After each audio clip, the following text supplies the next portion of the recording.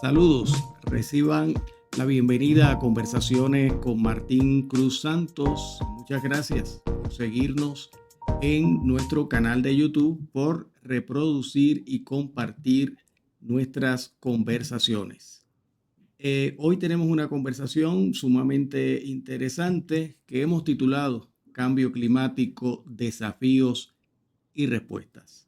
Y para la misma, hoy tenemos a el doctor Jorge Luis Colón Rivera, químico y catedrático de la Universidad de Puerto Rico, recinto de Río Piedras, quien se conecta precisamente desde San Juan, Puerto Rico. Saludos, Jorge, bienvenido. Así mismo, gracias Martín, es un gran placer poder hablar nuevamente contigo y hablar de un tema que realmente me apasiona, porque no solo es un tema de interés a nivel mundial, sino que también es un tema que está muy relacionado con la investigación científica que hacemos aquí en el laboratorio de investigación que tengo en el Departamento de Química, aquí en el recinto de Río Piedras de la Universidad de Puerto Rico. Así que gracias por la invitación.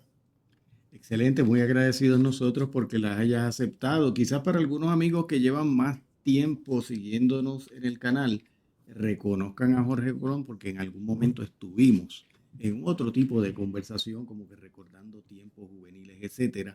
Hoy estamos trabajando, como él bien señala, un tema que le apasiona, sobre el cual ha investigado y obviamente será para nosotros de gran conocimiento. Jorge, comencemos. Para la audiencia, que sepan que tú y yo estudiamos juntos un montón de años, así que nos conocemos desde niños, ¿verdad? Sí, estamos, para que la audiencia sepa que estamos hablando de tiempos, pero bastante, digamos, felices en el pasado. Tiempos de la adolescencia, tiempos de la escolaridad. Así que aquí nos hemos mantenido siempre en esa amistad, lo cual agradezco. Comencemos, Jorge, por unos datos biográficos y académicos de tu parte para que nuestro público conozca más de ti. ¿Cómo no? Pues voy a pasar para que vean en pantalla un poquito de mi trayectoria académica.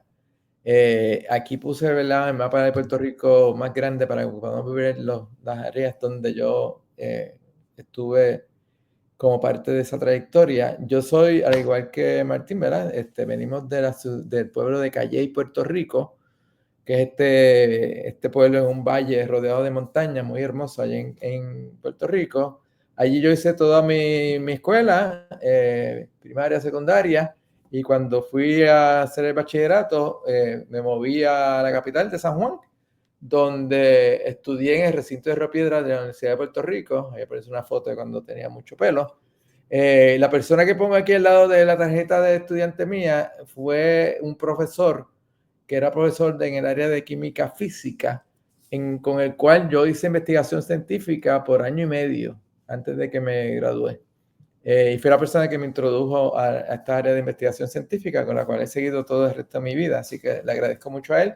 Y tuvo la particularidad que el área de la química que él trabajaba es el área que se conoce como fotoquímica, donde se estudia la interacción de la luz, la radiación electromagnética con la materia, y eso fue donde se introdujo a mí el interés de entender cómo la radiación del sol afecta a la materia. Así que mi interés por la energía solar surge desde entonces. Cuando terminé el bachillerato en el recinto de Río Piedras, decidí trasladarme a Estados Unidos para hacer estudios doctorales, y el primer lugar donde fui fue en Texas, donde en el pueblo de College Station hice mi doctorado en química. Se llama la Universidad de Texas A&M. A&M viene de agricultura y arte mecánica, es como parecido a lo que es el recinto militar de Mayagüez aquí en la Universidad de Puerto Rico. Allí pues hice investigación con este señor que aparece en esta foto, que era un profesor, se llama Charles Martin, decíamos Chuck, que era un profesor que especializado en el área de electroquímica, aunque yo en su laboratorio, que aparezco aquí en el extremo derecho, trabajé más bien en estudios de fluorescencia, también nuevamente trabajando con, ¿verdad?, moléculas, y miraba si cuando si brillaban, ¿verdad?, si emitían esa reacción. Entonces, pongo también una foto abajo de otra persona, que es la que está en la camisa de cuadro, que se llama Abraham Clearfield, porque durante mis estudios doctorales, la mitad de mi tesis doctoral surgió de una colaboración que hicimos entre los dos laboratorios, y yo trabajé con ese profesor, que era un profesor del área de química inorgánica y de ciencia de materiales, y nos hicimos grandes amigos. Después voy a explicar por qué pues, pongo esa foto ahí, porque después no solamente terminé el doctorado haciendo investigación en parte en conjunto con él, sino me quedé un año más en la Universidad de Texas A&M haciendo lo que se llama un postdoctorado, que es esta experiencia de investigación que es bien común, ¿verdad?, hacerse para personas sobre todo que tenemos interés en ir a la academia, donde luego del postdoctorado, pues se llama postdoctorado, aprendemos sobre otra área de investigación, hacemos investigación en esa área, y yo la hice con este profesor, con Abraham Clifford. Me fui a su laboratorio y aprendí más sobre este estudio de materiales, esa ciencia de materiales. Pero después yo había solicitado una beca postdoctoral de la Fundación Nacional de Ciencia de Estados Unidos, la National Science Foundation, y la obtuve. Y eso me permitió, un año después, hacer un segundo postdoctorado. Ese la hice en el pueblo de Pasadena, en California. Eso queda al norte de Los Ángeles. Y allí existe un instituto de tecnología que se llama así, California Institute of Technology. Se tiende a llamarse Caltech, abreviando el nombre. Y allí pues yo hice ese postdoctorado con este señor que está aquí al lado mío, que parezco yo como la cuarta persona de izquierda a la derecha parado, que se llama Harry Gray. Y él era, ¿verdad?, un químico inorgánico muy reconocido, especializado en el área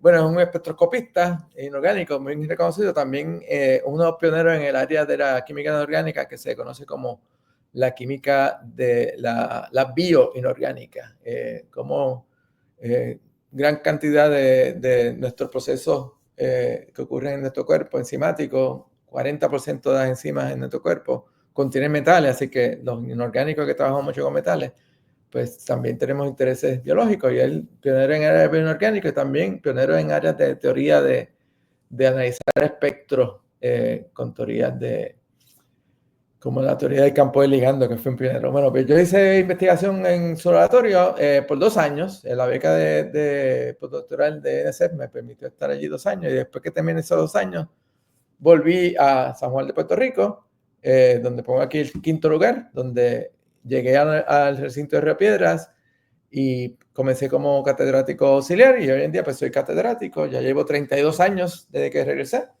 Y para que ustedes tengan idea, en la foto que puse aquí del profesor Abraham Clifford, donde yo aparezco en la parte derecha con una bebé en mis hombros, en mis brazos, perdón, esa bebé es mi hija menor, se llama Natalia. Y Natalia, pues obviamente eso fue hace muchos años. Ella se casó el año pasado, aquí aparece con su boda, cuando se casó con nosotros. Así que nada, y desde entonces, pues lo que hice, aparte de ser profesor y dar clases, pues tengo un laboratorio de investigación donde trabajamos con aplicaciones de estos materiales que pongo aquí en pantalla. No voy a dar detalles sobre eso, simplemente para que sepan, es un material tipo laminar que tiene muchas láminas. Es como si fuera un emparedado, ¿verdad?, un sándwich que tiene muchos panes. Los panes en este caso son fosfato de circonio, y dentro de esos panes, en vez de yo poner jamón y queso, lo que pongo son moléculas de interés para nosotros, para estudiar e investigar en aplicaciones que van desde lo que tiene que ver con energía y energía solar, que es quizás parte de lo que vamos a estar hablando hoy, y aplicaciones que tienen que ver como por ejemplo con acarreo de drogas. Yo le pongo drogas anticáncer dentro de esas capas, y que se crean nanopartículas para tratar de llevar este tratamiento anticáncer por nanopartículas, hacerlas más selectivas, y que la terapia anticáncer sea menos tóxica de la que es en la actualidad. Así que de eso es lo que yo trabajo, y pues es un área grande de investigación. Aquí de un autor que habló de esta área, mencionaba todas las cosas que se han estudiado. Yo enfatizo mi laboratorio, el área de energía y catálisis, y el área de acarreo de drogas o drug delivery en inglés. Y para hablar ¿verdad?, si vamos a hablar ya del área de cambio climático, pues puedo resumirles un poquito sobre eso, pero quiero saber si estás de acuerdo que continúe hablando de esto. Magnífico, una carrera fructífera, académica y científica la que has estado llevando, y justamente pues te acredita para este tema tan importante, tan pertinente, y que probablemente, aunque recibimos información por diferentes medios, no necesariamente existe claridad, ¿verdad? Hay ocasiones en que se crean unas controversias que tienen más matices ideológicos que el contenido científico que puede haber. Y a mí me gustaría preguntar, ¿verdad? Para comenzar por un aspecto básico, ¿cómo defines el cambio climático? O sea, quizás, digamos, lo más básico para que de algún modo, si la duda existe entre las personas que nos están viendo y escuchando en este momento, pues arrancar desde ahí. Bueno, pues voy a atreverme a presentar algunas imágenes para ayudarnos a presentar esto de forma bien básica a la Claro. audiencia.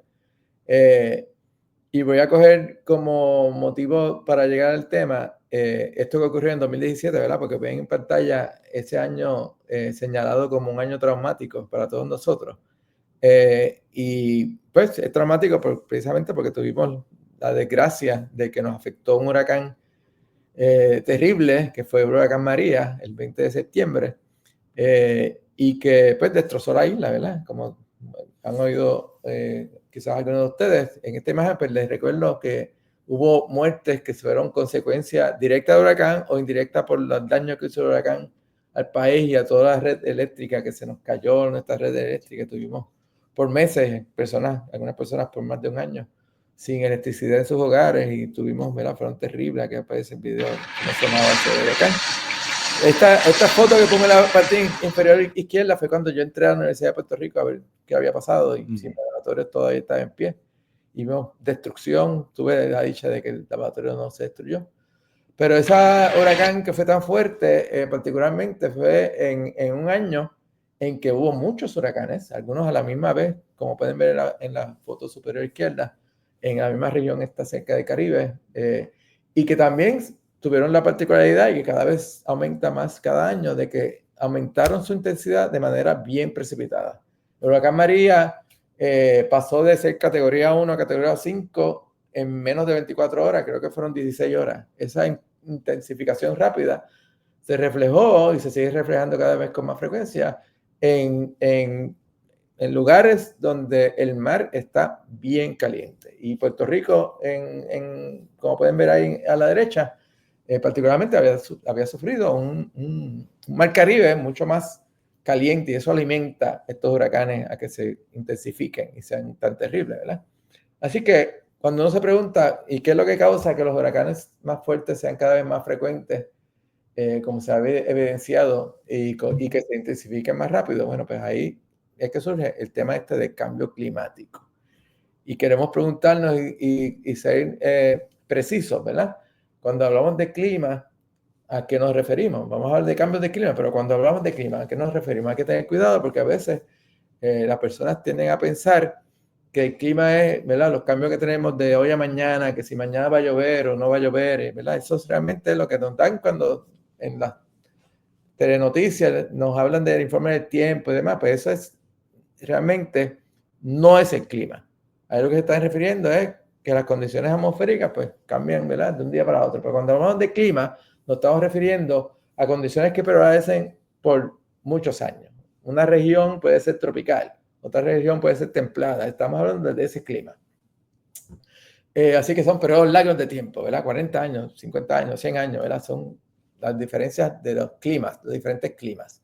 Así que cuando nos referimos a un cambio climático, entonces estamos hablando de algo que es un cambio a largo plazo, ¿verdad? Hay una definición particular que se habla, pues son cambios a largo plazo en estos patrones climáticos promedios de una región, donde se ven estos cambios grandes durante décadas o más, y en el caso que nos concierne a nosotros, se atribuyen, porque esto es lo que está ocurriendo actualmente, a la actividad de los seres humanos.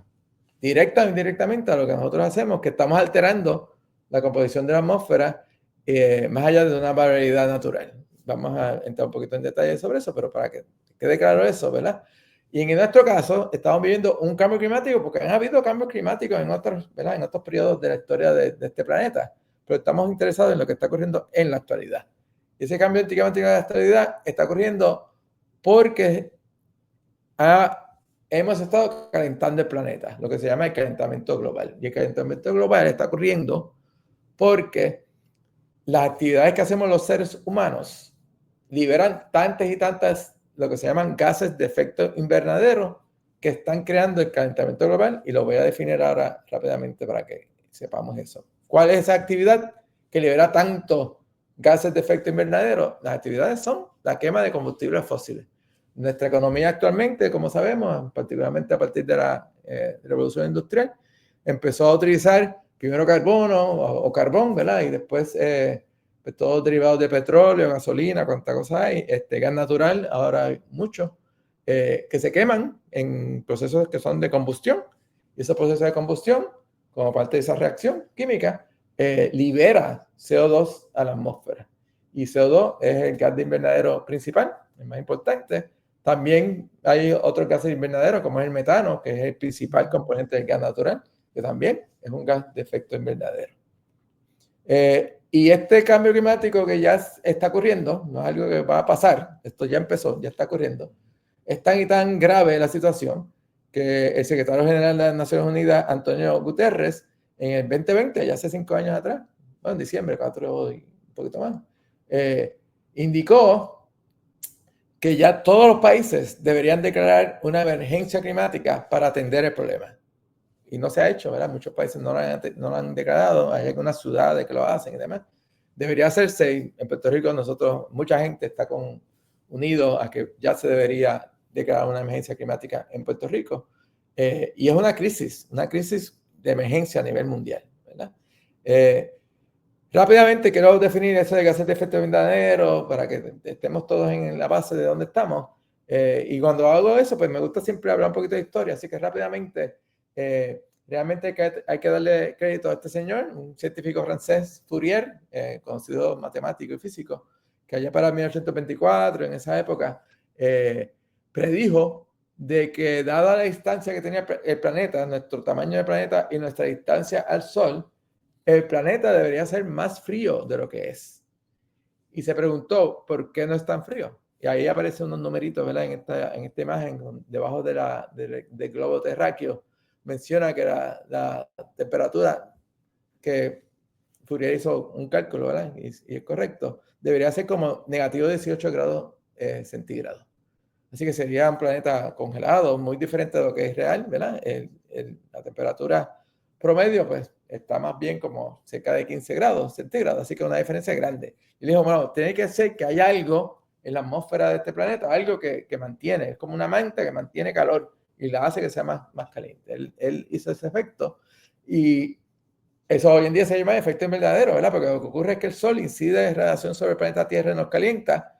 El planeta, a su vez, después que absorbe esa radiación, la refleja o la emite hacia, en radiación que es en la parte infrarroja del espectro electromagnético, que es calor, lo emite hacia el espacio. Pero cuando va hacia el espacio, que son estas flechas rojas que aparecen hacia arriba, ilustradas en esta figura, hay una capa fina en nuestra atmósfera del planeta que contiene gases de efecto invernadero, y esos gases son capaces de atrapar parte de esa radiación calórica en calor, forma de calor, que iría hacia el espacio si no existiera esta capa de gases de efecto invernadero, lo absorbe esa radiación y después la vuelve a remitir al planeta Tierra. Así que radiación calórica va a llegar a nosotros y nos va a calentar más. Eso permite la vida en el planeta. O sea que no es malo que existan gases de efecto invernadero. Lo único que si se acumulan de más, va a hacer cada vez más y más caliente el planeta Tierra. Y esa es la causa del calentamiento global. Por eso se está calentando globalmente el planeta, porque estamos acumulando demasiado CO2, entre otros efectos invernaderos, ¿verdad?, en el planeta. Esto de radiación infrarroja, simplemente esto es una distracción para decir, ¿verdad?, que la radiación electromagnética tiene diferentes tipos, una de las cuales es la infrarroja, que es la que yo estoy enfatizando. Y esa molécula de CO2 es una molécula que pongo aquí una imagen de esa molécula, que tiene diferentes movimientos vibracionales, y esos son los que absorben la radiación y son capaces de entonces remitirla y calentar el planeta. Así que cuando se descubrió eso, alrededor del principio del siglo XIX, fue una predicción que hizo, unos cálculos, pero después se hicieron experimentos. Este personaje Tyndall, allá en Irlanda, hizo un experimento con el aparato que aparece ilustrado en la parte inferior derecha de la pantalla, y primero hizo una charla en el 1859 y después lo publicó en un artículo en el 1861 donde identificó con sus experimentos que el dióxido de carbono, o sea, el CO2, el vapor de agua y el metano son gases de efecto invernadero, por lo tanto absorben y reirradian esa luz infrarroja que calienta el planeta. Así que eso lo hizo en el 59, 1859. Hace poco más de 10 años se redescubrió que antes de él, 3 años antes, una científica norteamericana, Eunice Newton Foote, había hecho experimentos y se había ofrecido una charla de sus resultados y se había publicado en una revista en Estados Unidos. Y por lo tanto, tenemos que darle a ella crédito que fue la primera persona en indicar que añadir más CO2 a la atmósfera iba a causar una temperatura más alta del planeta. Ella también es reconocida porque la primera convención de los derechos de las mujeres en Estados Unidos, en Seneca Falls, en Nueva York, en 1848. Ella participó y es la quinta persona que aparece firmando la declaración final de esa declaración. Le pongo aquí, ¿verdad? Para que aquellos de ustedes que quieren oír un poquito más de la historia de ella, hay un corto video de como 10 minutos en YouTube que podían verlo. Y les dejo saber, se ha vuelto tan famosa después que en 2011 redescubrimos su gran contribución, que todo el mundo está buscando una foto de ella y no se ha podido encontrar ninguna, pero todavía hay gente buscando para reconocerla. ¿Qué pasó después entonces? Pues que allá para el final de este siglo, otro gran químico, Arrhenius, que posteriormente se ganó un premio Nobel de Química, hizo una predicción basada en cuánto se estaba emitiendo CO2 por la industria ya en ese momento, y su predicción, que lo publicó en ese artículo, fue que si se duplicara la concentración de CO2 en la atmósfera, la temperatura global del planeta iba a aumentar entre 5 y 6 grados centígrados, lo cual se acerca a las predicciones más recientes que se hacen en estos grupos de científicos que se reúnen en el panel intergubernamental de cambio climático de las Naciones Unidas, lo cual es sorprendente, ¿verdad? Que fuera tan buena su predicción, pero él pensaba que lograr duplicar la cantidad de CO2 en la atmósfera se iba a tomar 1000 años por lo menos, y ya nosotros en este siglo estamos en ruta a duplicar ese CO2 en la atmósfera,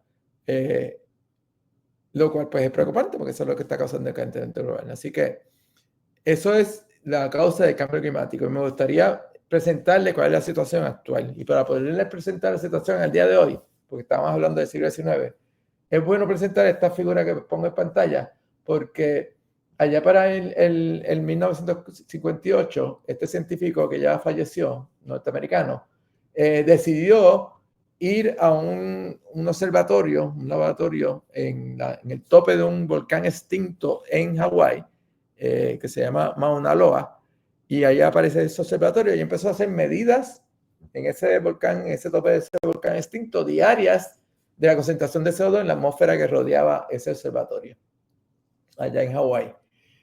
Y cuando empezó a hacer su medida, empezó alrededor de 315 partes por millón. Esa es una unidad de concentración de CO2 en la atmósfera. Empezó en 315 y hizo medidas diarias. Y esta es la curva de todas las medidas que se han hecho desde entonces. Se han seguido haciendo medidas diarias y vemos cómo esta línea negra pues, está cada vez subiendo más su pendiente y aumentando esos niveles de CO2 en la atmósfera. La última vez que yo miré en ese lugar en internet que le pongo el enlace abajo, fue el 14 de febrero y estaba allá por 427. Así que ha habido un aumento dramático de esa cantidad de CO2 en la atmósfera. Él también se dio cuenta, como pueden ver aquí, esto no es una curva que es una curva que tiene unas subidas y bajadas, subidas y bajadas, subidas y bajadas. Y es algo interesante que fue el que nos explicó por qué el planeta hace eso en esas concentraciones de CO2 en la atmósfera. Ocurre, él lo llamó la respiración natural del planeta. El planeta coge CO2 y bota CO2, coge CO2 y bota CO2. Y ocurre, como ven aquí, en este periodo reciente, se ve la subida y bajada cuando vemos unos pocos meses. Eso ocurre porque los grandes bosques del planeta Tierra, pues también crecen y crecen las plantas y después pues cambian las estaciones y se coge CO2 en un momento y se libera en otro momento. Usualmente cerca de mayo la subida anual y cerca de noviembre la bajada anual. Eso no sería malo, ¿verdad? Simplemente el planeta está respirando, pero si ese nivel de CO2 subía y bajaba sin cambiar su pendiente de forma horizontal, en promedio, pues no estaría problema. Lo malo es que la curva va cada vez subiendo su pendiente más y más. Y aquí vemos cómo ha ocurrido desde 1700 hasta la actualidad. Era prácticamente sin cambio alguno el nivel de CO2 en la atmósfera antes que llegara la revolución industrial. Cuando llegó la revolución industrial, seguimos entonces quemando combustibles fósiles, fue subiendo poquito a poco, y luego de la Segunda Guerra Mundial, pues fue una aceleración dramática hasta la situación actual. Si miramos 2000 años atrás, pues también la concentración de CO2 era bien constante, no sino hasta esta época actual que hemos tenido este aumento vertiginoso en la cantidad de CO2 en la atmósfera. Si vemos 10.000 años atrás, vemos la misma historia, era prácticamente no cambiaba. Fue en la actualidad actual, en los años recientes, que ha habido este dramático aumento en CO2 en la atmósfera, y lo podemos llevar hasta 800.000 años atrás. Tenemos datos experimentales de cuál es la concentración en la atmósfera de CO2. Hasta 800.000 años atrás. Y 800.000 años atrás, nunca en esta historia de 800.000 años atrás hasta ahora, se había rebasado el nivel de 300 partes por millón. Sin embargo, como pueden ver aquí, pues en la época reciente, esta curva se va casi vertical.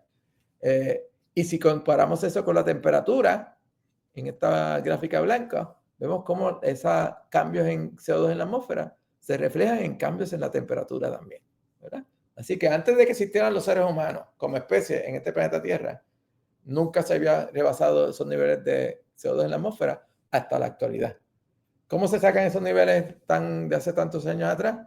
Que no existían los seres humanos. Bueno, se hacen unas barrenas en los lugares del planeta donde se acumula hielo permanente todos los años, que son en Antártida, en Groenlandia, y de esa columna de hielo quedan atrapados cada año, quedan atrapados burbujas que tienen gases de ese año. Y uno puede determinar el año y hacerle un análisis químico de esos gases atrapados allí y determinar la concentración de CO2 que había en ese momento.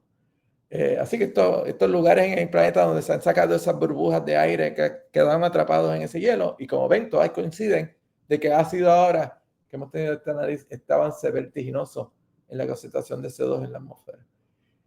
Y me gustaría hablar, Martín, si me permites, me gustaría hablar de por qué sabemos que ese aumento en CO2 en el planeta, de CO2, perdón, de emisiones y de concentración de CO2 en la atmósfera, es causado por nosotros, los seres humanos. Porque también hay evidencia científica de que eso es así.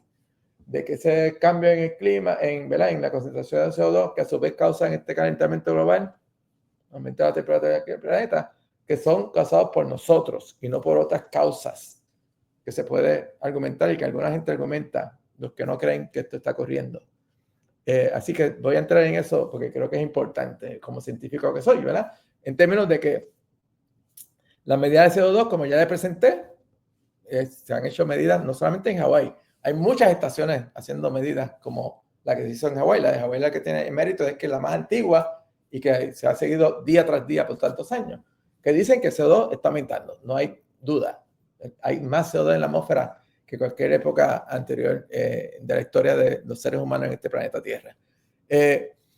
¿Y cómo sabemos entonces que somos nosotros los que lo hacemos? Bueno, porque si es que estamos quemando combustibles fósiles, como ustedes saben, esos petróleo, carbón, gas natural, se crean en el planeta Tierra por acumulación de materia orgánica que se desintegró, ¿verdad? Se descompuso hace millones de años, ¿verdad? En la época de los dinosaurios. Eso quedó atrapado, descompuesto, entró bajo las presiones en las rocas, en la corteza terrestre, y se acumularon estos depósitos de estos que hoy son petróleo, gas natural, así que ese es el combustible fósil. Entonces estamos hablando entonces de materia orgánica que cuando se descompuso y se creó fue millones de años atrás, y estamos comparando esa materia de hace millones de años atrás con cogerla hoy y quemarla. Bueno, pues eso, hay una diferencia entre tener materia con carbón hoy y materia que era materia original de hace millones de años atrás. Y esa diferencia se puede medir y cuantificar científicamente porque existe un tipo de ese elemento, el elemento carbono de la tabla periódica que todos conocemos. El elemento carbono, hay carbono que puede tener diferente cantidad de unos componentes del núcleo de los átomos, que se llama neutrones, y al tener una diferencia en el número de neutrones, se le llama al carbono con cierto número de neutrones el isótopo de carbono 12, que es el más abundante, y el que tiene uno más neutrón, pues se llama el carbono 13. Y nosotros podemos medir si tenemos carbono 13 o carbono 12. Y lo que se predice es que si lo que estamos quemando y llevando a la atmósfera es ese material que se produjo hace millones de años y cuya composición cambia con el tiempo versus si fuera material orgánico hoy en día, lo que llevaría es que al quemarse algo que viene de millones de años atrás, la concentración o la razón, que es lo que está en medio aquí a la derecha, la división, cuando tú divides esos niveles, de el que es carbono 13 versus el que es carbono 12, debe disminuir. Esa es la predicción que se hace. Si lo que estamos haciendo es emitiendo CO2 a la atmósfera porque estamos quemando combustibles fósiles, y la medida experimental es exactamente lo que se predice al ser eso así. Así que nosotros estamos quemando combustibles fósiles y estamos haciendo que eso sea lo que experimentalmente se mide. No solamente eso, sino quemar es una reacción química. Se llama combustión. Y cuando tú quemas material orgánico en combustión completa, lo que se genera al quemarse es CO2, que es el gas que se va a la atmósfera, y se queda también vapor de agua, que es otro gas, también se va a la atmósfera. Pero la combustión es la reacción química de coger, digamos, material orgánico, reaccionarla con oxígeno y hacer que se produzca CO2 y vapor de agua. Así que estás utilizando oxígeno para la combustión, para esa quema. Por lo tanto, si lo estás haciendo a niveles masivos en todo el planeta, al estar quemando tanto combustibles fósiles, estás utilizando oxígeno de la atmósfera para hacer la reacción. Y por lo tanto, esta gráfica que está en la parte inferior derecha presenta cómo está bajando el oxígeno de la atmósfera, precisamente porque estamos quemando combustibles fósiles. Así que la quema de combustibles fósiles la estamos creando nosotros, los seres humanos. Ese cambio climático es por nosotros. Y la temperatura del planeta sigue esa tendencia de aumento según aumenta el CO2 del planeta, como ven aquí en esta gráfica que presento en pantalla.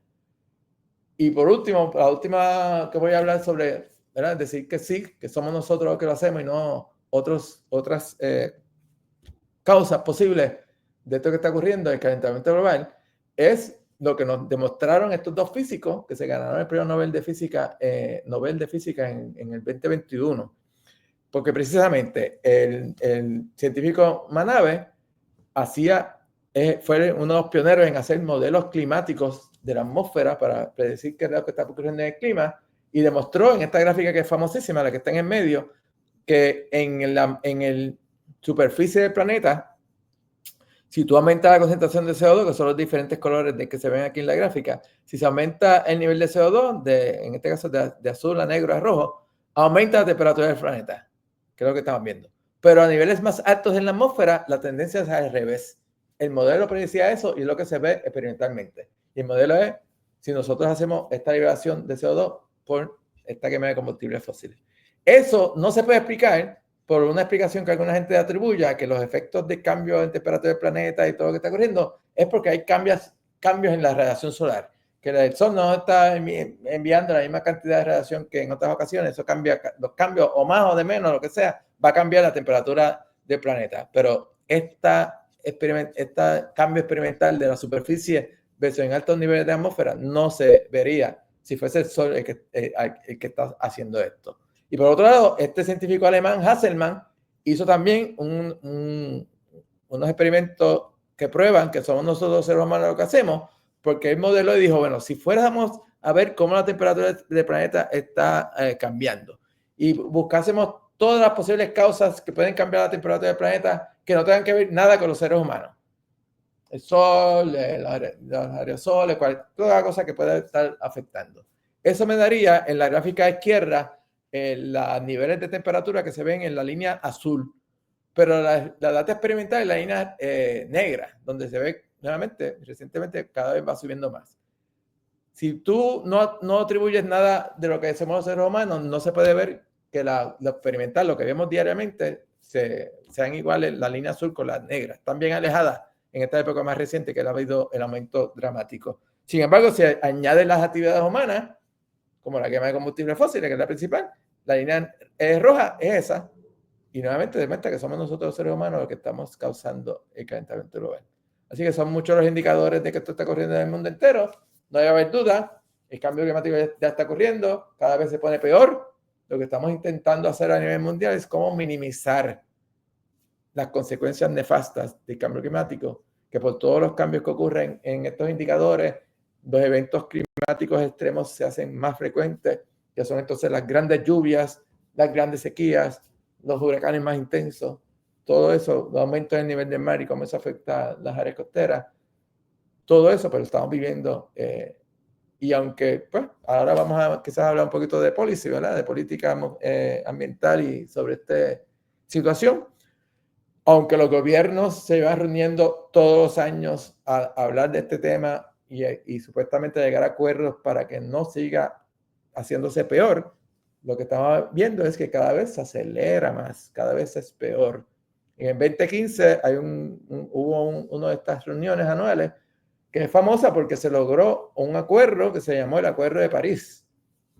Y ese Acuerdo de París de 2015 decía que todos los gobiernos del mundo íbamos a colaborar para limitar el calentamiento del planeta a que no fuese mayor, que no llegase a 2 centígrados de diferencia, o sea, más temperatura promedio global en el planeta de lo que era antes de la época industrial. Y que se va a hacer todos los esfuerzos para que ni siquiera llegase a 1.5 grados centígrados de elevación de esa temperatura. Ese fue en 2015. Si ven abajo en la curva de Keeling, puse una barra vertical en el 2015 para ver si pues, se logró entonces bajar las emisiones de CO2 en la atmósfera. Lo que vemos que no. Esta pendiente cada vez va aumentando más. Y en la gráfica de temperatura a mano derecha puse también una barra roja en el 2015. Lo que vemos es que cada vez va aumentando. Además, el aumento reciente de temperatura es inigualable. El año pasado fue 1.56.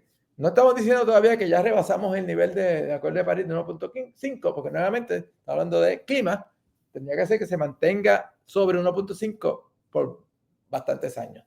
Pero ya empezó, ya vimos un primer año donde sí, no hay duda, pasamos de 1.5, casi 1.6. Y este año empezó más alto, la temperatura está por los cielos. Y lo que se debería hacer, si realmente tuviésemos el compromiso político de lograr minimizar los efectos del cambio climático, bajando la liberación de CO2 en la atmósfera para evitar que siga subiendo tanto la temperatura, es lo que aparece aquí ilustrado en la figura en la parte inferior derecha, que es una dramática reducción de las emisiones de CO2 en la atmósfera para evitar esta consecuencia. Nada de eso es lo que está ocurriendo, por el contrario, estamos haciéndolo cada vez más rápido. El secretario general de las Naciones Unidas ha dicho que nosotros estamos ante una crisis a nivel mundial y en vez de frenar, estamos poniendo el pie en el acelerador en esta autopista hacia el infierno, como él se refería. Así que, nada, hay un consenso científico. El panel intergubernamental ha indicado que es inequívoco nuestra influencia, somos nosotros los seres humanos los que estamos haciendo. Las consecuencias las vamos a seguir viendo por décadas y quizás siglos, pero queremos minimizarlas, porque ya tenemos que minimizarlas y eso nos dice claramente que hay que dejar de quemar combustibles fósiles y hay alternativas. Y de ahí viene, por ejemplo, la energía solar, ¿verdad? Que es a la que yo tanto le dedico en mi investigación y mi interés de buscar maneras de utilizar la energía solar para evitar estos efectos del calentamiento global que tanto nos afectan. Nuevamente, el año pasado fue más caliente de toda la historia de la humanidad. Rompimos récord y este año ha empezado también rompiendo récord. Enero y febrero, y ahora vamos para marzo. Puerto Rico también, vemos aquí los niveles en Puerto Rico, ¿verdad? Donde yo vivo, pues, ha habido aumento y tenemos consecuencias, aumento del nivel del mar, sequía más intensa, cambio en los patrones de lluvia, tormentas de huracanes más fuertes, días y noches más calurosas, la acidificación del mar, porque estamos llevando CO2 también, hay parte de CO2 que se disuelve en el agua, eso causa una reacción química que hace que se acidifique y eso daña la vida marina, los corales están desapareciendo, sobre todo en los trópicos, así que estamos viendo algo horrible. Y en términos del nivel del mar, Puerto Rico es una isla, Hay unas predicciones que aparece aquí, unas gráficas de unas predicciones de cuánto pudiese subir el nivel del mar si seguimos con estos escenarios. En el escenario extremo, que ojalá nunca lleguemos a ese escenario, podría subir hasta 11 pies, y eso sería horrible para Puerto Rico. Vemos aquí una comparación de cuáles serían las consecuencias para el área de San Juan y el de San Juan de Puerto Rico y el área de la isla entera. A la izquierda es con 3, 6 o 10 pies que le han inundado toda el área metropolitana. A la derecha sería el extremo, que se derriten los grandes glaciares, los hielos de la Antártida y de Groenlandia. Cambiaría el mapa completo de Puerto Rico porque se inundarían todos los llanos costeros. Así que esto es, aunque no queremos llegar ahí, y esto que es hasta el de siglo, llegar a ese extremo, ya la consecuencia puede ser, como vieron en esa gráfica de la imagen anterior, es hasta fin de este siglo. Ya se predice que a fin de este siglo podríamos llegar a esos 10 pies que se ilustra ahí. Y los corales pues ya están muriendo. Estas fotos son fotos de aquí del área alrededor de Puerto Rico y el Caribe, donde ocurren estos blanqueamientos, la acidificación oceánica está matando esta vida. Si los corales mueren, pues toda la vida, los peces que se crean allí, se alimentan allí, pues van a desaparecer. Y dependiendo de cuánto suba la temperatura, va a haber un momento en que casi no va a haber nada o van a desaparecer por completo. Y lo estamos causando nosotros, los seres humanos, con esto. Así que, Martín, estaba hablando mucho. No sé si quieres hacer una pregunta. Sigo ya hablando. No, es excelente la exposición que estás trayendo, y si escuchan un sonido de lluvia es que está lloviendo. Veo. Y escuchando a Jorge, justamente en esta zona que nosotros estamos, en la cordillera occidental de los Andes colombianos, se supone que este tiempo es tiempo seco, ¿no? Acá llaman verano, que no se marcan, ¿verdad?, las estaciones, tanto en esta zona. Se supone que las lluvias empiezan por allá en mayo. Este año, contrario al año pasado, estamos teniendo lluvia, estamos teniendo derrumbes en diferentes lugares. Wow. Y justamente lo que muchos amigos que viven en esta zona desde hace muchísimos años nos dicen es que sienten ese cambio, de que la temporada de lluvia está comenzando antes y se está tornando más intensa, ¿verdad? En estos lugares son zonas agrícolas, mayoritariamente en el suroeste antioqueño. Por tanto, al igual que Jorge nos está exponiendo sobre Puerto Rico, en diferentes lugares del mundo se está viendo la realidad de este cambio, que, como bien señalas, no es un asunto a futuro, es que ya está, es que lo estamos viviendo, es que tiene sus causas y tiene obviamente sus consecuencias. Sí mismo. Y pues evidentemente hay asuntos de política pública. Así mismo. Y Jorge, una preocupación, ¿verdad?, que creo que nos asalta, es que hay voces poderosas, me refiero a poder político, negacionistas. Entonces, ¿qué ocurre? De una mentalidad ideológica que pudiera ser de grupos, ¿verdad?, de partidos, esto pasa a ser de gobierno, como es el caso de Estados Unidos en este momento y otros lugares, y que por la relación colonial con Puerto Rico, pues allí va a haber, ¿verdad?, se va a ver reflejado en su política.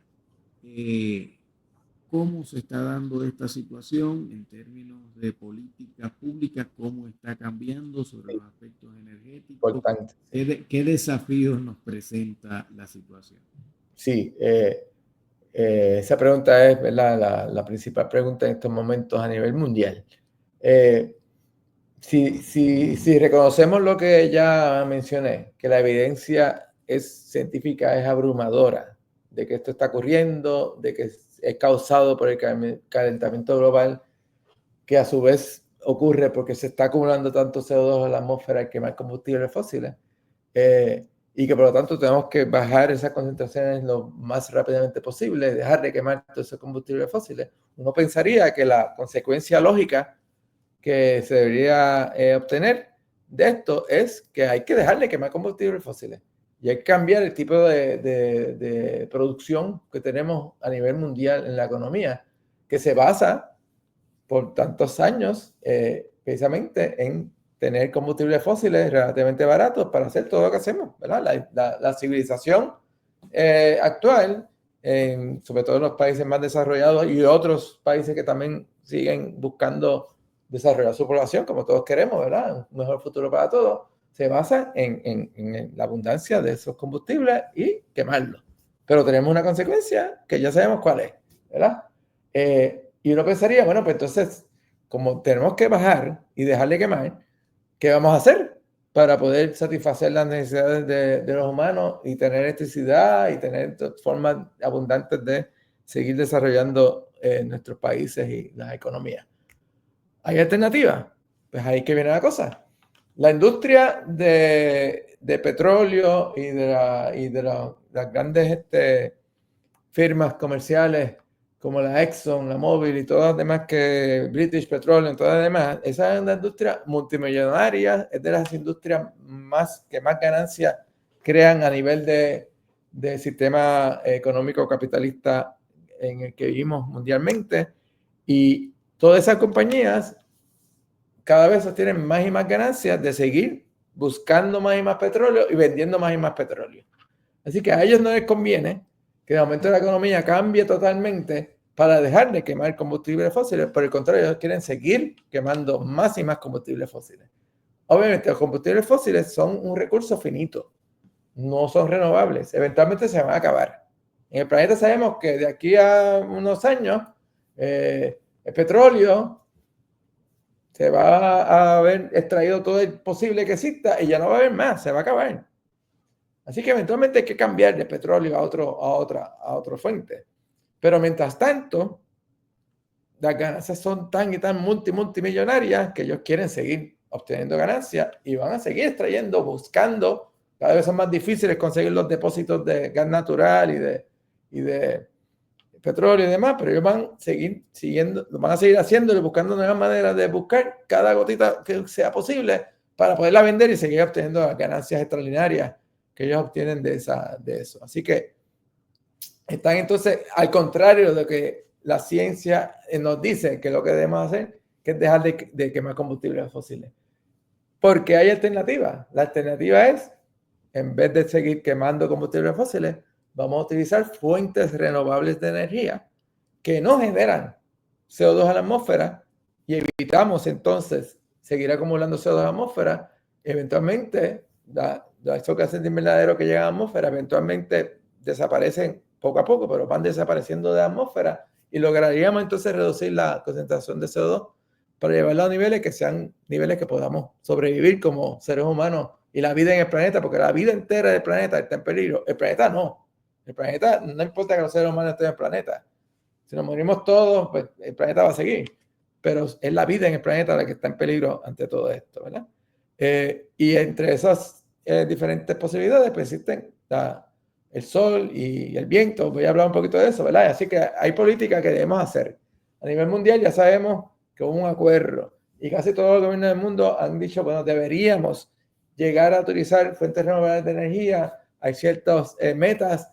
Muchos países han dicho, vamos a lograr llegar a 100% de energía renovable para el 2050. Hay algunos que dicen 2060, 2070, ¿verdad? Pensando que ya para esos años deberíamos ya utilizar fuentes renovables de energía. Y Puerto Rico, lo pongo en pantalla aquí, hay una ley que se aprobó en 2019 buscando que Puerto Rico llegase a una generación 100% de energía a base de energía renovable para el 2050. Pero no solamente en Puerto Rico, sino en otros lugares del planeta, aunque en algunos lugares más que otros se ha podido empezar a aumentar la cantidad de fuentes renovables de energía que se utilizan, está muy lejos de lo que debería ser. Está muy lejos de esas curvas que yo les mostré ahorita en una gráfica para reducir la cantidad de CO2 que hace falta. Y Puerto Rico, que dice aquí que esa ley decía que para este año 2025 deberíamos haber alcanzado ya 40% de generación renovable.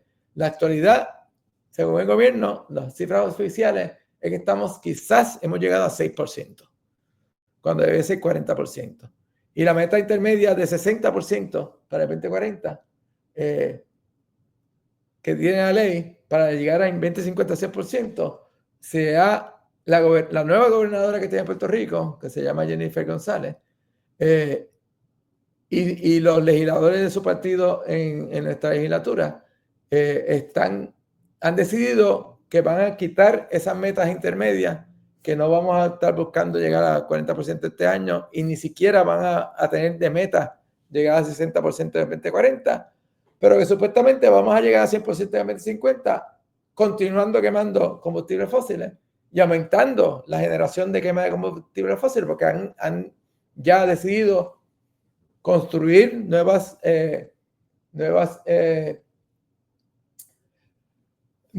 plantas generatrices de energía y de electricidad utilizando gas natural, y convertir las otras plantas que tenemos en Puerto Rico que no utilizan todavía gas natural, convertirlas a uso de gas natural para seguir quemando combustibles fósiles por 30 o 40 años más. Así que van en dirección contraria a lo que debe ocurrir. Y lo mismo que está ocurriendo en Puerto Rico, y acaban de aprobar en una de las dos ramas de nuestra legislatura, ya aprobaron el proyecto para eliminar esas metas intermedias. Ya habían aprobado un contrato para crear la nueva planta de energía a base de gas natural, y están los contratos para seguir cambiando las demás a gas natural. Y al igual que Puerto Rico está ocurriendo esto, que es terrible, ocurre la elección reciente en Estados Unidos, donde el nuevo presidente primero dice que esto de que el cambio climático está ocurriendo no es real, que eso es un invento chino, y lo dice así, que es de China, el invento. Y ha decidido que, por el contrario, en vez de estar incentivando el uso de fuentes renovables de energía, que lo que va a hacer es incentivar la búsqueda de más combustibles fósiles, lo que él llama drill, baby drill, que es seguir buscando esos depósitos de petróleo y de gas natural para seguir quemando cada vez más y más. Así que se está alejando de tratar de movernos a las fuentes renovables de energía, a seguir buscando los combustibles fósiles para lograr lo que ellos llaman supremacía de Estados Unidos en términos de energía del que estamos hablando. Así que, desgraciadamente, teníamos una buena ley que quizás no hubiese permitido en Puerto Rico movernos hacia esa meta, y la ley también creaba un comité de expertos para crear un plan de cómo Puerto Rico podíamos trabajar con esto. Y sin embargo, aunque el comité se creó, hizo su trabajo, generó unos documentos con estos científicos puertorriqueños que trabajaron el tema, de que debíamos cambiar entonces las conclusiones, la transformación total de nuestro sistema de generación a fuentes renovables, eliminar la planta de carbón que todavía existe en Puerto Rico, acaban de aprobar la intención de mantener esa planta de carbón quemando carbón por más años, más allá de la fecha límite que se había aprobado por ley para que estuviera.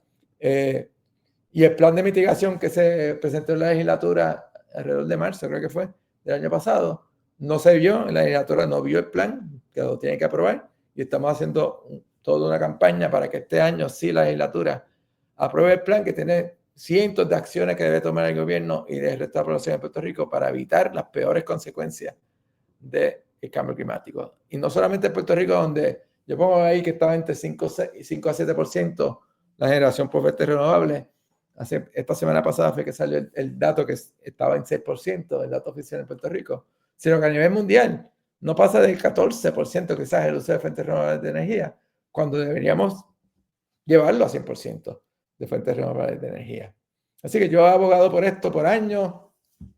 Tuve la dicha de publicar con un científico puertorriqueño, Arturo Masol, que es un biólogo del recinto universitario de Mayagüez, junto con una colega norteamericana, publicamos esta editorial en la revista Science, abogando porque luego de Huracán María, esto fue casi un año después, exactamente, abogando de que este es el momento, vamos a cambiar nuestro sistema de generación centralizada en estas plantas que queman combustibles fósiles a un sistema descentralizado que genere energía con fuentes limpias y renovables, y el sol es la principal. Eso es lo que queremos de todas las fuentes renovables de energía que existen: la biomasa hidroeléctrica, la eólica, que de viento, geotermal y oceánica. La solar es tanto y tanto, tan más masiva que todas las demás, que es la que debemos utilizar, sobre todo nosotros aquí en el trópico, que tenemos tantas horas de sol al día.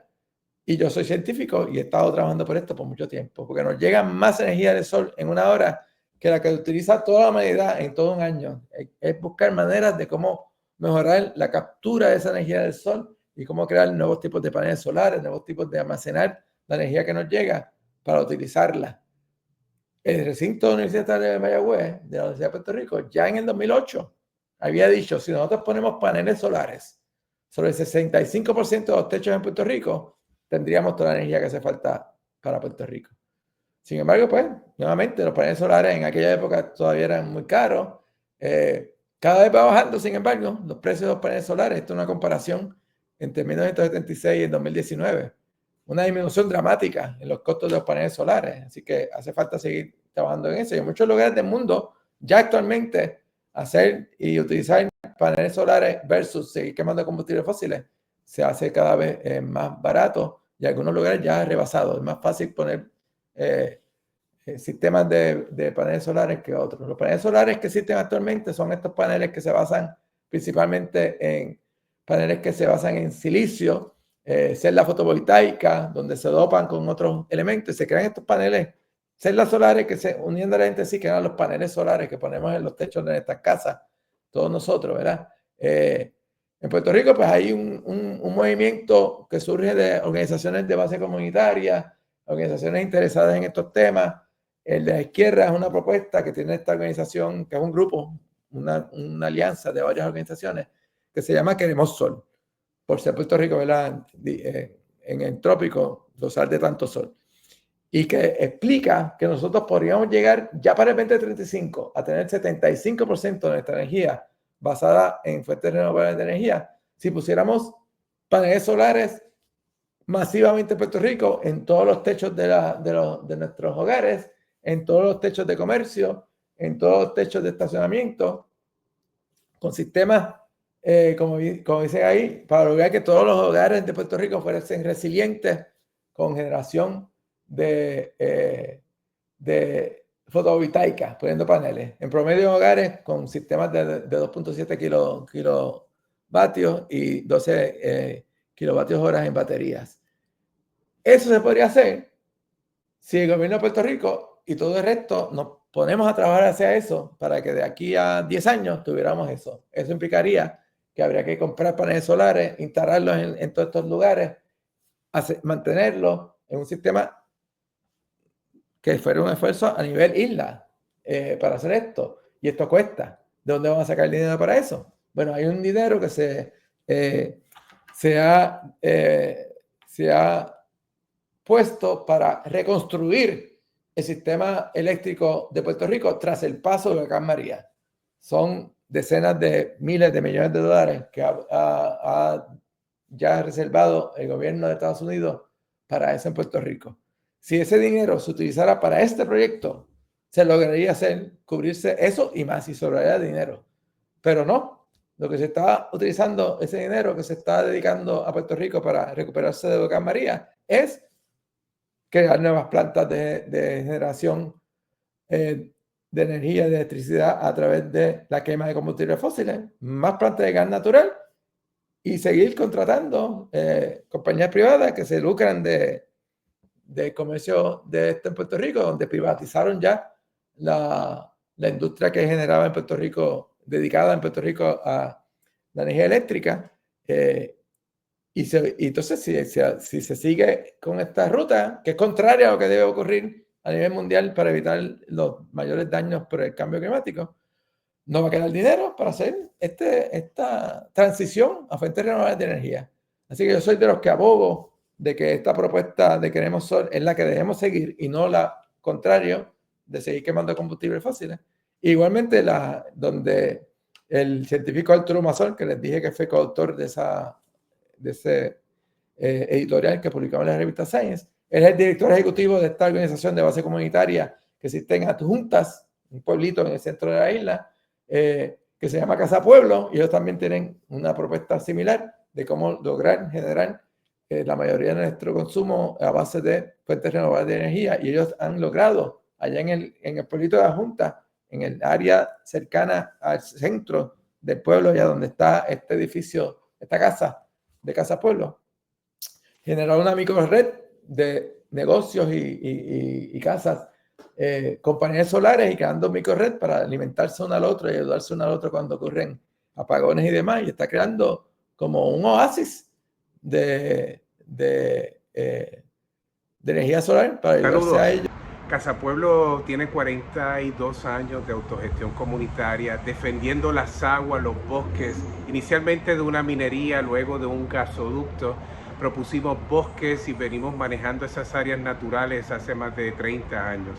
En ese proceso hemos estado impulsando romper nuestra dependencia de combustibles fósiles y desde el 1999 Casa Pueblo instala su primera unidad solar que hemos ido aprendiendo, mejorando a través de los años, y en el 2017 logramos completa independencia energética para nuestra sede, para nuestra radio, para toda la operación de nuestra institución. Cuando pasa el huracán María, nos convertimos en un oasis energético para la comunidad y desde ahí iniciamos la Marcha del Sol. Y esa Marcha del Sol lo que persigue no es la salvación individual, sino construir resiliencia en el carácter de la fortaleza comunitaria. Así que hemos hecho más de 100 hogares, no es una instalación, más de 100 hogares que operan como Casa Pueblo, pensando en personas con condiciones crónicas de salud, personas vulnerables que no pueden pagar, financiar un sistema fotovoltaico, que tengan también el derecho a la energía, infraestructura crítica, bomberos, emergencias médicas, el hogar de adultos mayores, la escuela de elemental, también la torre de comunicaciones de Radio Casa Pueblo, es el cine solar, la barbería, el bosque solar. Hemos hecho la microred del casco urbano donde los comercios producen su energía, van a pagar por ella. Y entonces con ese recurso que se retiene dentro de la comunidad para operación y mantenimiento, fondo de emergencia y también un fondo de reinversión social para ayudar a familias de pobres recursos económicos a también lograr autosuficiencia energética. Así que Casa Pueblo propone este modelo de Adjuntas Pueblo Solar como un referente de desarrollo local alternativo, donde la energía es un componente más dentro de atender las necesidades que tiene un pueblo que quiere moverse hacia modelos de mayor sustentabilidad ecológica, de adaptación climática y de justicia social. Adjuntas Pueblo Solar, Casa Pueblo desde Adjuntas Puerto Rico. De energía solar para ayudarse a ellos cuando ocurren desastres que se nos va la luz, como ocurrió con Huracán María. Ellos tenían paneles solares en el techo de toda esa casa desde hacía muchos años atrás, y cuando vino Huracán María fue un oasis, porque ellos nunca perdieron la luz cuando toda la luz se fue en todo Puerto Rico. Logramos mantener personas vivas que necesitaban tener diálisis y demás, y no respiradores, todo. Pudieron cargar ahí celulares, y ese es un ejemplo que deberíamos hacer en todo el resto de la isla de Puerto Rico. Así que se han hecho investigaciones. Esta es una investigación que pongo en pantalla, que es el gobierno federal, y que se publicó el año pasado. 6 laboratorios nacionales de Estados Unidos hicieron el estudio, liderados por el Laboratorio Nacional de Energías Renovables, y que dice que sí, Puerto Rico podría llegar a 100% para el 2050, y ellos presentan unos escenarios de cómo lograrlo. Sin embargo, como repetí, la política pública en Puerto Rico, de la nueva gobernadora y la legislatura dominada por su partido político, van en dirección contraria.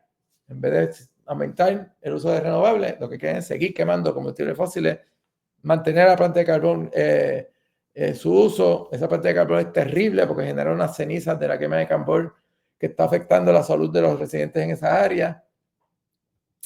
Y por el contrario, la gente que sigue hablando de que gas natural, pues no, debemos de ir hacia las renovables. La gas natural no puede ser un combustible de transición, es un gas de efecto invernadero peor que el CO2. Así que la batalla actual que dice aquí en el New York Times hace 5 años se mantiene todavía, y buscamos que se deje de quemar gas natural, porque el gas natural es casi 100% metano, y metano, como ven aquí en esta imagen, es 80% peor que el CO2 en un periodo de 20 años y 30% peor en un periodo de 100 años. Así que no queremos que se emita metano a la atmósfera, que en la extracción de metano como un gas natural y su transporte siempre se libera metano a la atmósfera, y tampoco lo queremos quemar, porque si quemamos metano se genera CO2. Así que tenemos por ambas vías, es lo contrario a lo que debemos hacer. Así que yo sigo siendo los que abogo porque busquemos la luz solar para hacer paneles, utilizando paneles fotovoltaicos de día y qué hacemos de noche, porque entonces a veces dicen, bueno, pues es intermitente, no siempre hay sol.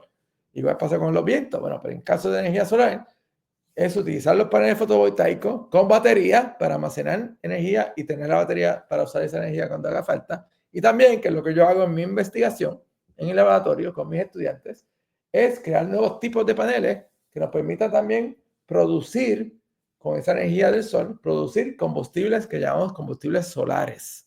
Combustibles que se generen de forma renovable por uso de energías renovables. Entre ellos está el hidrógeno. El hidrógeno es un combustible que podemos utilizar en lo que se llaman pilas o celdas de combustible, que nos permite entonces almacenar energía del sol en los enlaces de esa molécula que es hidrógeno. Y crearlo, digamos, para lo que sale aquí en esta animación en el centro de la pantalla, es una pila de combustible que utiliza de combustible hidrógeno para combinarse con oxígeno en el otro electrodo, y cuando uno hace esa reacción en este aparato, que se llama así, celda de combustible, genera electricidad. Y el desperdicio que se genera es agua. Ahora bien, ya existen carros que utilizan como parte de su carro celda de combustible, pero el hidrógeno que se está utilizando en ellos, alrededor de más del 95% de todo el hidrógeno que se genera a nivel mundial, no es utilizando fuentes renovables de energía. Es haciendo procesos industriales, como que ilustra esta imagen a la mano derecha en pantalla, que es un proceso que libera CO2, porque ven aquí en la parte baja de la imagen, CO2 como parte del producto, no solamente de hidrógeno, sino CO2.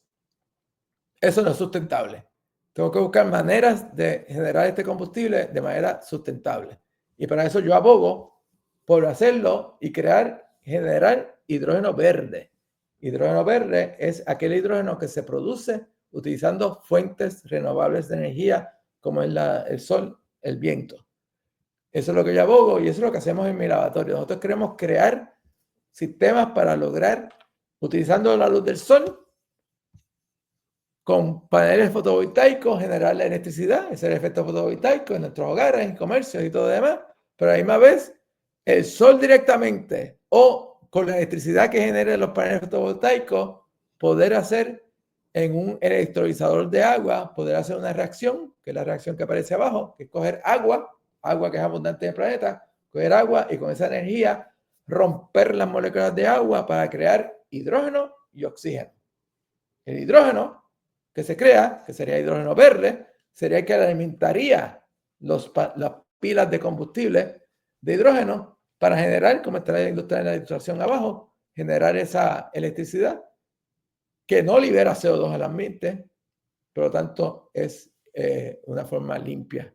Así que en mi laboratorio, en el programa de investigación que yo lidero, soy el director de un centro de investigación en la Universidad de Puerto Rico, donde se están estudiando ambos tipos de sistemas, tanto los que generan el hidrógeno verde como los que utilizan ese hidrógeno verde para generar electricidad.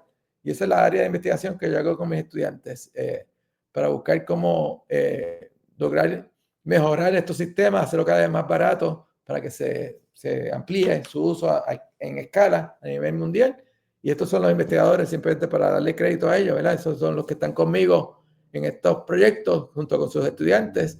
Es un proyecto colaborativo de la Universidad de Puerto Rico en Río Piedras con el recinto de Humacao de la Universidad de Puerto Rico, con una universidad privada en Puerto Rico que se llama Universidad Ana G. Méndez, sus recintos de Cupey y de Gurabo, y una facilidad de investigación a nivel mundial que existe en la Universidad de Cornell en el estado de Nueva York, en la ciudad de Ítaca, que allí tienen un instrumento que se llama un ciclotrón, y nosotros nos unimos a esa facilidad de Cornell, y su director es parte de nuestro proyecto aquí en Puerto Rico, junto con los científicos que están allá, que son los que muestran en la foto a la mano derecha, que junto con nosotros estamos estudiando estos estudios de nanomateriales que nosotros manipulamos para tratar de hacer estos sistemas de generación de energía, de almacenaje de energía y de uso de energía de fuentes renovables, particularmente, pues, eventualmente, que todo se haga a través de estudios con el sol. Hemos logrado también tener otro proyecto similar en el área de energía, que es con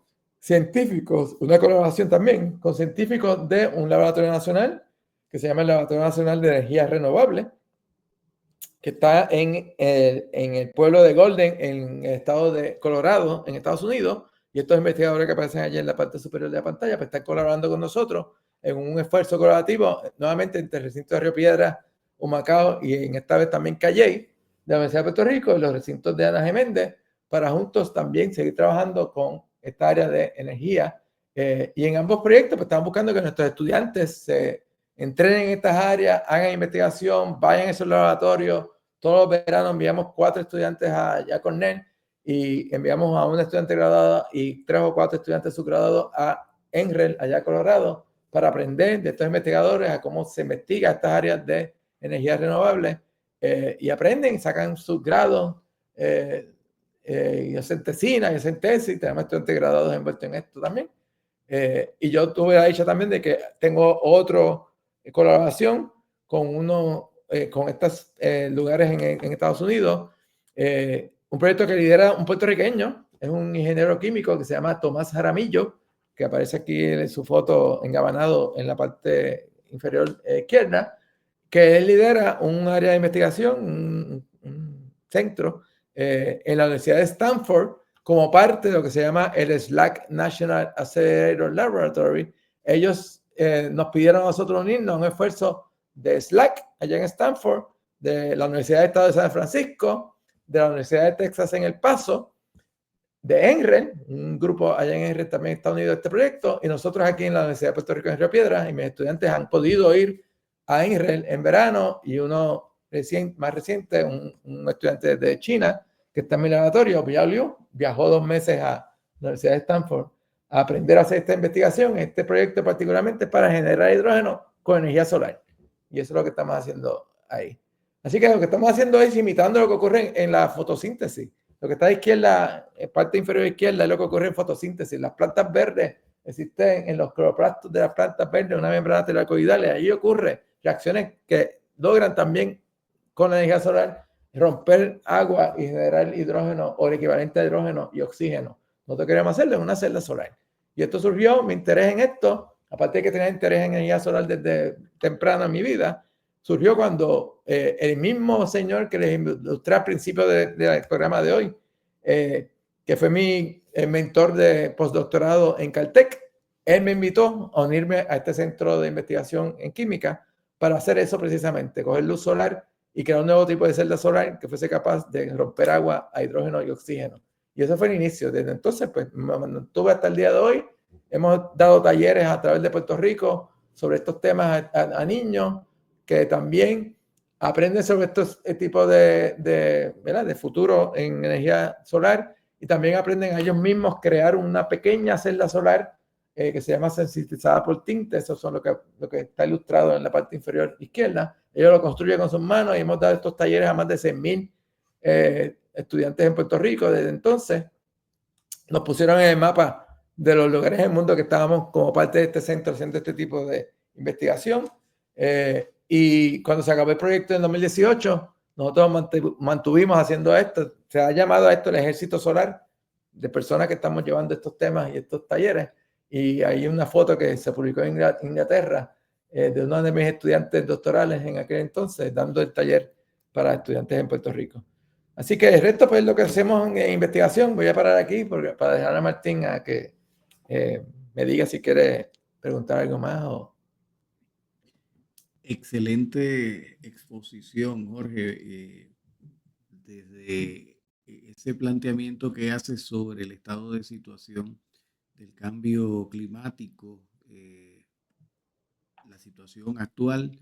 Por otro lado, los planteamientos que haces en relación con los cambios que ha habido en términos de políticas públicas nos deja claro que hay ausencia de voluntad política, pero también nos deja claro que hay una participación y compromiso ciudadano, compromiso científico, Claro. sobre todo a partir de la investigación, de aportar soluciones, ¿verdad? Vemos, obviamente, como decíamos hace un rato, un negacionismo que incide lamentablemente en políticas públicas en Estados Unidos y en otros lugares del mundo. No obstante, me parece interesantísimo todo lo que nos has planteado sobre el trabajo que llevas a cabo en tu laboratorio, un trabajo colaborativo. Vi por ahí dos personas con quienes tuve la oportunidad de trabajar allá en Puerto Rico en Qué la bueno. universidad, Mitkel Santiago y Sí. Dimari Fuentes Claudio, para quienes envío un saludo. Excelente. Y sí, y esas alianzas pues me parece que son esperanzadoras, independientemente de lo aplastante que pudiera parecernos hoy, todo este poderío y todo este negacionismo, todo el fundamentalismo que de algún modo pues buscando el enriquecimiento, buscando las enormes cantidades de ganancias, pues ponen obviamente en vilo lo que es, como decías hace un rato, la vida en el planeta. Eso no es un asunto solamente de la vida humana, sino de la totalidad de la vida en el planeta. Y creo que has expuesto muy claramente lo que queríamos que fuera el mensaje de este tema, cambio climático, desafíos y respuestas, pero me gustaría formularte una pregunta quizás final y tiene que ver con los aspectos educativos. Es decir, sabemos que durante 32 años tú has estado continuamente, ¿verdad?, ejerciendo un compromiso investigativo y un compromiso con la enseñanza. Sabemos que, como bien ha señalado, esta charla, estos talleres se llevan a cabo en diferentes lugares de Puerto Rico, con estudiantes escolares, con comunidades. El caso de Casa Pueblo, que muy bien presentaste hace un rato. ¿Qué tú recomiendas para darle continuidad, para afianzar esas campañas educativas, tanto en Puerto Rico como en otros lugares? Porque desde mi perspectiva creo que son apremiantes, sumamente necesarias. El otro día tuve una experiencia. Yo suelo caminar mucho por acá, por las veredas de Jardín, Antioquia, y tengo como manía personal, por ejemplo, que cuando voy caminando, pues llevo una bolsita, recojo basura, lo que sea, no me gusta verla ahí, la contaminación. Y una señora me dice, lo veo a usted caminar y me surge una pregunta: ¿cuál es la pedagogía que necesitamos nosotros para que entendamos de una vez y por todas nuestro compromiso con este planeta? Y a mí aquello me dejó pensando. Fue algo que no respondí de inmediato y lo formulo ahora en medio de esta conversación. ¿Qué tú recomiendas para afianzar esos procesos educativos comunitarios? Gracias. Yo creo que, ¿verdad? Esa pregunta es la pregunta más importante, porque estamos hablando del futuro, ¿verdad? ¿Qué va a pasar hacia futuro? Y ese futuro significa que es la juventud la que va a estar viviendo ese futuro. Y si vamos a hacer cambios hacia el futuro posible, que hay varias alternativas, educar a nuestra juventud a que hay una alternativa que sí protege la vida en el planeta, que nos permitiría dejar esa dependencia que tenemos actualmente de la quema de combustibles fósiles, que nos permitiría limpiar el ambiente y hacer una vida más sana, donde podamos colaborar entre todos a lograr estas metas, que esa alternativa es posible y que hay esperanza de que se puede lograr, porque podemos demostrar por investigación científica que se puede, y que lo que hay que hacer es cambiar el compromiso político de por qué hacerlo. Y estos jóvenes se van a dar cuenta, porque lo van a notar, de que las políticas gubernamentales van contrarias a ese futuro posible, y que la razón por la cual contraria a ese futuro posible es porque el sistema político y de producción que existe en la actualidad, del capitalismo, que se basa en maximizar las ganancias a como dé lugar, sin importar las consecuencias ambientales de otro tipo que puedan tener, no permiten el cambio que hay que hacer hacia un nuevo tipo de sistema que no dependa, en este caso, de la quema de combustibles fósiles. Y entonces los pone a pensar de qué debe ser la prioridad. Yo creo que hay mucha esperanza, y por eso, pues, obviamente todos los educadores pues tenemos esperanza de que podemos aportar algo a la educación de nuestras nuevas generaciones. Pero yo tengo esperanza porque si uno nota, el activismo ambiental y por el clima y en estos temas de cambio climático ha aumentado extraordinariamente en la gente joven, desde niños hasta adolescentes y también los jóvenes adultos, mucho más de lo que era hace 20 años, ¿verdad? Las marchas, las discusiones, en muchos lugares protagonizadas por gente joven que saben que hay unos riesgos a su vida, que saben que cuando lleguen adultos a su adultez y su vejez, el planeta va a ser otro. Ellos no quieren llegar a esas consecuencias terribles, quisieran minimizarlas para ellos y para sus hijos y sus nietos. Y nosotros, en términos generales, la situación actual del planeta es que no hemos sido cuidadores del planeta, lo estamos destruyendo, ¿verdad? Y nuevamente, cuando hablo del planeta, es como decimos, es la vida en el planeta. Y ellos quisieran aportar a hacer el cambio, quisieran hacer que el cambio fuera dramáticamente más rápido, son los que nos empujan a que continuemos estos esfuerzos para lograr estos cambios. Y de ahí el rol tan importante de la educación, de mantenerles a ellos conociendo sobre la ciencia detrás de todo esto, sobre que esto se puede hacer ya, sobre que existe la tecnología actualmente para lograrlo, sobre que si seguimos investigando lograremos mejorar aún más esa tecnología y crear cosas aún más sustentables, aún más baratas, y que debemos ya dejar de seguir continuando con esta ruta de locos que estamos siguiendo para garantizarles a ellos una vida posible y mejor que la que nosotros estamos viviendo. Así que la esperanza es esa es la que nos lleva a seguir con mucho ahínco, con mucho entusiasmo, estas áreas de investigación, este esfuerzo y este trabajo con esta juventud, porque ellos son los que quizás nosotros no logremos hacerlo, pero ellos sí van a lograr revertir este camino que llevamos y cambiar la historia de este planeta. Que yo confío que se logre, que se va a lograr. Lo único es cuán rápido se logre. Esa es la gran pregunta. Y tenemos que todos juntos pues, seguir, ¿verdad? Yo soy activista en estas áreas del clima, del ambiente y política en Puerto Rico y pues seguiremos siempre denunciando y haciendo activismo y proponiendo de que ya es hora de que hacemos estos cambios sistémicos para lograr un futuro para esta juventud que estamos educando en la actualidad.